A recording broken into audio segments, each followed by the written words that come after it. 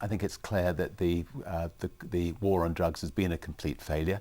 As a businessman, if you have a business that fails every year for 40 years, you change tact, and the Global Commission is asking nations to change tact. One of the first things the Commission is urging on the United Nations, and also urging on individual nations, is, treat drugs as a health problem. Do not treat it as a criminal problem. In particular, the users who are taking those drugs. Do not lock up your children. Do not lock up your brothers and sisters. Try to find out, why they may have an addiction, why they may have a problem, and help them. Many of them are being absolutely decimated by the war on drugs.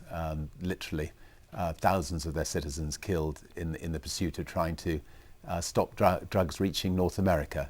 And I think a lot of those South American states are now talking about, we're not going to continue this futile war on drugs any longer. We're going to change our policies. And I think you'll find that over the next 2 years, there will be a major shift there. If you were to regulate drugs and tax drugs, this would be one option that the Global Drug Commission would encourage some states, some countries to experiment with.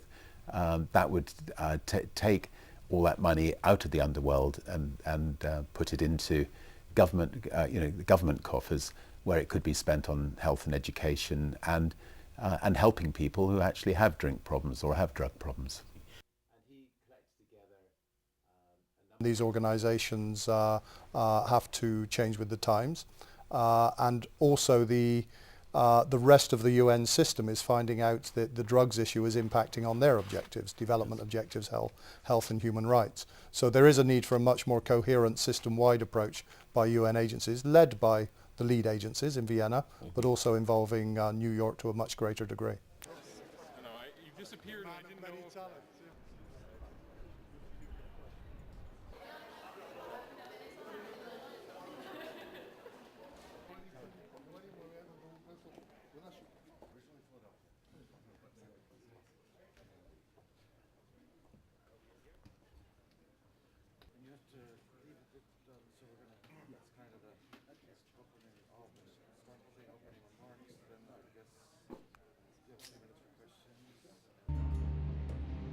In 2009, there were 1.6 million drug-related arrests in the U.S. 1.3 million of these were for possession of drugs alone, and over half were related to marijuana.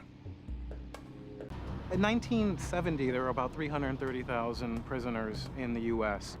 Now there are 2.3 million, and we somehow consider that normal.